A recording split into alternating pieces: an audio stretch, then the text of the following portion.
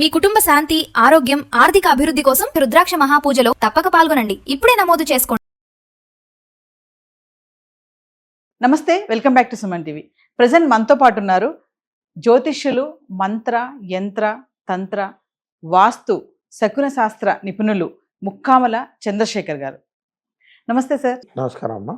చంద్రశేఖర్ శర్మ గారు, ఇప్పుడు చనిపోయిన వాళ్ళ బట్టలు కానీ, వాళ్ళ నగలు కానీ, ఇంకా ఏవైనా వస్తువులు కానీ చాలామంది ఏంటంటే ప్రేమగా పెట్టుకుంటాం, గుర్తుగా ఉంచుకుంటాం అని చెప్పి అంటూ ఉంటారు. అంటే అసలు చనిపోయిన వాళ్ళవి వస్తువులు ఏదైనా సరే ధరించవచ్చా? దానివల్ల వచ్చేటటువంటి లాభాలు, నష్టాలు ఏమైనా ఉందంటే, ఆత్మీయులు అన్నారు, మా అమ్మమ్మది, మా నాయనమ్మది అని చాలామంది అలా కూడా ఉంటారు. అంటే దానివల్ల వచ్చేటటువంటి ప్రయోజనాలు ఏంటి, స్వప్రయోజనాలు ఏముంటాయి, అడ్వాంటేజెస్, డిసడ్వాంటేజెస్ అని అంటే ఒక్కసారి. చనిపోయిన వారు అంటే ఏంటి? అసలు ఫస్ట్ చనిపోవడం అంటే మన శరీరము 3 రకాలైనటువంటి చెందులు. ఆ శరీరం ధరించినటువంటి వస్త్రాలు ఏవైతే ఉన్నాయో, వస్త్రాలు కానీ, నగలు కానివ్వండి, ఏమైనా కూడా మనము ఎటువంటి పరిస్థితుల్లో ధరించకూడదు. ఎందుచేతనంటే వాళ్ళు చనిపోయిన తర్వాత వాళ్ళ యొక్క ఆరా అంటే కనుక ఆత్మ అనమాట. ఆ ఆత్మ అనేటువంటిది అక్కడే తిరుగుతూ ఉంటుంది. వాటి యొక్క నెగిటివ్ ఎనర్జీ అనేటువంటిది ఆ వస్తువుల మీద, వాళ్ళు ధరించిన వస్తువుల మీద, వాళ్ళు ధరించిన ఇంటి స్థలం యందు, లేదా కనుక వాళ్ళు ఉన్నటువంటిదంతా అక్కడే ఉంటాయి. అది ఎప్పటి వరకు ఉంటుంది? 1 సంవత్సరం పాటు. ఆ సంవత్సరం అనేటువంటిది ఏంటంటే కనుక మనం సంవత్సరం తర్వాత మనం సంవత్సరికము అని చెప్పి చేస్తాం. మనం సంవత్సరం చేసింటే ఆవిడకి పూర్తిగా సంవత్సరం పాటు మాసికాలని పెడతారు. అంటే ఆవిడకి రోజు ప్రతి నెల మనం భోజనం పెడుతున్నాం. అయిపోయిన తర్వాత సంవత్సరం అయిపోయిన తర్వాత ఆవిడ సంవత్సరంతో కంప్లీట్ అయిపోయింది. అప్పుడు ఆవిడ ఆత్మ ఈ శరీరాన్ని వదిలేసేసి, మొత్తం శరీరం వదిలిపోయింది, ఆత్మ ఈ లోకాన్ని వదిలి వేరే లోకానికి వెళ్ళిపోతుంది. ఆ సంవత్సరం వరకు వీటిని ఏవి వాడకూడదు. వస్త్రాలు కానీ, నగలు కానీ ఏమన్నా. కాబట్టి చనిపోయిన వాళ్ళ వస్తువులు కానీ, నగలు కానీ ఏవైనా కనుక ఆవిడ చనిపోయింది, ఆ నగలన్నీ నావే, వస్త్రాలన్నీ నావే అని చెప్పి తీసుకోవడం కానీ, ముట్టుకోవడం కానీ చేయకూడదు. అప్పుడు 1 సంవత్సరం వరకు వాటిని ఎటువంటి పరిస్థితుల్లో ముట్టుకోకూడదు. అలా అని చెప్పేసి వాటిని ఎవరికైనా ఇచ్చేద్దామా అంటే కొన్ని పరిస్థితులు ఇవ్వలేని పరిస్థితులు ఉంటాయి. అవి ఏంటి అంటే, బంగారం ఉంటుంది, 10 తులాల బంగారం గొలుసు ఉంటుంది. బంగారు తులం ఇప్పుడు చనిపోయింది కదా అని చెప్పేసి తీసుకెళ్ళేసేసి ఇస్తారా? ఇవాళ రేపు 10 తులాలంటే కానీ 10 లక్షలు ఎవరు ఇస్తారు? 10,000 ఇవ్వట్లేదు. చనిపోయిన వాళ్ళ పేరు మీద 10,000 దానం చేయండి అంటేనే చేయట్లేదు. అలాంటి బంగారు గొలుసు ఇస్తారా? ఎవరు అని చెప్పి 1 సంవత్సరం వరకు దాన్ని ధరించకుండా, సంవత్సరం తర్వాత వాటిని తీసి వాటిని వాడుకోవచ్చు. అలాగే ఆవిడ పేరుంది, మనం వాడుకోకూడదని చెప్పడానికి కూడా వీల్లేదు. ఎందుచేతనంటే ఆవిడ పేరు మీద ఒక ఇల్లు ఉంది, ఆవిడ చనిపోతుంది, ఆవిడ ఆస్తి ఆ ఇంట్లోనే ఉంటున్నాం కదా మనం. మరి ఆ ఆత్మజ్ఞ అనేటువంటిది వస్తుంది, ఘోషిస్తుంది కదా. మరి అది తీసుకెళ్ళి ఎవరికైనా మనం వాడకూడదు అంటే, ఇల్లు వాడకూడదు, అమ్మేయాలి ఇమీడియట్గా. అంతే. అమ్మేసినా కూడా ఆ డబ్బు వచ్చింది మనం వాడకూడదు, పుణ్యకార్యాలకి వాడించాలి. ఎవరన్నా చేస్తున్నారా? లేదు. అట్లా చేయాలి అని మనం చేసామని చెప్పారనుకోండి, పద్ధతిగా కూడా ఉండదు అనమాట.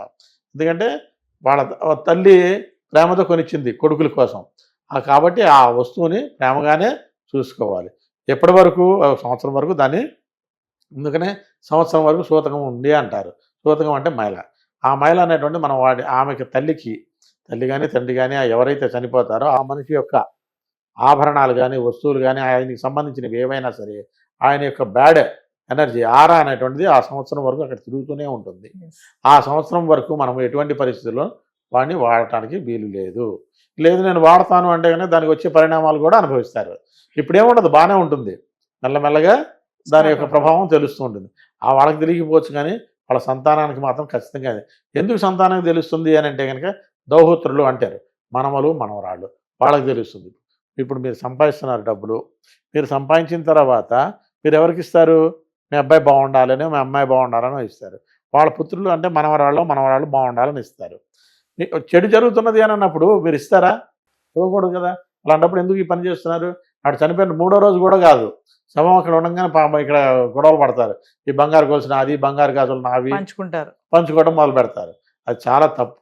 ఆ వస్తువులు ఏవైతే ఉన్నాయో 1 సంవత్సరం పాటు వాటిని ముట్టుకోకుండా ఉండి, ఆ సంవత్సరం తర్వాత వాటిని తీసి వాటిని శుభ్రపరచుకొని వాడుకోవచ్చు. అందులో ఎటువంటి ఇబ్బంది లేదు మనకి. దీనికి సంబంధించండి గరుడ పురాణం కూడా ఏదో చెప్తుందని చెప్పేసి నేను ఒక ఆర్టికల్ చదివాను. ఏం చెప్తుంది గరుడ పురాణం? గరుడ పురాణం ఏం చెప్తుంది? చనిపోయిన వాళ్ళ యొక్క వస్తువులు ధరిస్తే గనక వైతరిణి నదిని దాటలేనంత పాపాన్ని మనం మూటగట్టుకుంటాము. వాళ్ళ యొక్క వస్తువుని మనము చనిపోగానే పట్టుకుంటే, మనం ఇక్కడ చనిపోయిన తర్వాత వైతరిణి నది అనేటువంటి ఒక నది ఉంటుంది. అంటే మీరు చూశారంటే నేను చూడలేదు, ఎవరు చూడలేదు, చనిపోయిన తర్వాత అంతే. చూసేది అది. అంటే గరుడ పురాణంలో కానీ అనేక పురాణాల్లో వైతరిణి నది అంటే కనుక రక్తమాంసాలతో నిండినటువంటి నది. చీము, నెత్తురు, రక్తమాంసాలు నది. ఆ నదిని దాటాలి అంటే కనుక ఎంతో పుణ్యం చేసుకోవాలి. ఆ పుణ్యం చేసుకోవాలంటే గోదానం చేయాలి. ఆ గోవు అప్పుడు ఏం చేస్తుంటే మనం గోదానం చేయటం వల్ల పుణ్యం ఏంటంటే ఆవును కనుక దానం ఇచ్చినట్టయితే ఆవు తోకను పట్టుకుంటే ఆ ఆవు రక్తమాంసాల మీద కనకుండా తన తోక ద్వారా పైనుంచి తీసుకెళ్తుందిట.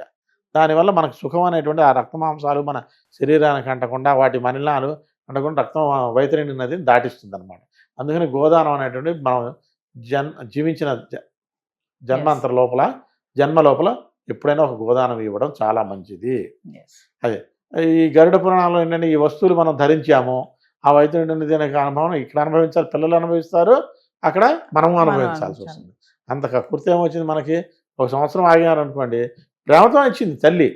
ఆమె ఇచ్చింది, మనం ఏం పారేయమని చెప్పట్లేదు, ప్రేమతో ఇచ్చింది. ఒక సంవత్సరం ఆగు, అవసరం ఇచ్చిన తర్వాత చక్కగా ఆలోచించుగా నమస్కారం చేసుకుని, అమ్మ నీ వస్తువులు తీసుకుంటున్నాము, నాన్న నీ వస్తువులు తీసుకున్నాము. తండ్రికి లేదా తల్లి, తాత అయితే తాత, అమ్మమ్మ అయితే అమ్మమ్మ, బామ్మ అయితే అమ్మమ్మ, ఎవరైతే అంటున్నారో వాళ్ళకు నమస్కారం చేసుకుని నీ వస్తువులు వాడుకుంటున్నావు అంటే వాళ్ళ యొక్క ఆత్మ శాంతించి మనకి మేలు జరుగుతుంది తప్ప కీడు అనేటువంటిది ఎటువంటి పరిస్థితుల్లోనూ జరగదు. సో ఏదేమైనా ఒక సంవత్సరం వరకు మాత్రం వాటిని ముట్టుకోకూడదు. ఇప్పుడు ఇదంతా పక్కన పెడితే మామూలుగా బట్టలు ఎవరికి దానం చేయకూడదు, దానం చేస్తే అదే మన ఏమంటారు, మన ఐశ్వర్యం అంతా పోతుంది అని చెప్పి అంటా ఉంటారు. అది నిజమే అంటారు అసలు? చాలా తప్పు. చనిపోయిన వాళ్ళ వస్తువులు నువ్వు దానం చేయగల మనసు ఉంటే మొత్తం ఏమున్నాయో అవన్నీ దానం చేయొచ్చు. దానంత పుణ్యం ఇంకోటి లేదు. ఆమె చనిపోయింది మంచం మీద, మనిషి అతను చనిపోయాడు, మంచం కనుక దానం ఇచ్చినట్టయితే కనుక ఆవిడకి శయ్యాసుఖం లభిస్తుంది. దాంతోపాటు మనకు కూడా శయ్యాసుఖం. శయ్యాసుఖం అంటే పడక సుఖం. పడక సుఖం అంటే కనుక మనం ప్రశాంతంగా నిద్రపోగలుగుతాం. మనం చెడు కలలు రావు. ప్రశాంతమైనటువంటి ఎంత బాధ, బయటలో ఎన్ని బాధలైనా ఉండనండి, ప్రశాంతంగా నిద్రపడుతుంది. మనిషికి కావాల్సింది ఏంటి? తిండి, నిద్ర. ప్రశాంతంగా తినాలి, ప్రశాంతంగా నిద్రపోవాలి. బయటలో అనేక గొడవలు ఉంటుంటాయి. ఆ ప్రశాంతత అనేటువంటిది రావాలంటే ఆ చనిపోయిన వాళ్ళకి ఎవరైతే బట్టలు ఉతుకుతారు చనిపోయినప్పుడు, చనిపోయిన చాకలి వాళ్ళు, ఆ చాకలి వాళ్ళకి శయ్యాదానం అనేటువంటి చెయ్యాలి. చేసినట్టయితే కనుక చాలా అద్భుతంగా ఉంటుంది. మనిషి కూడా చాలా మంచిగా ఉంటుంది అన్నమాట. నమస్తే. నమస్తే.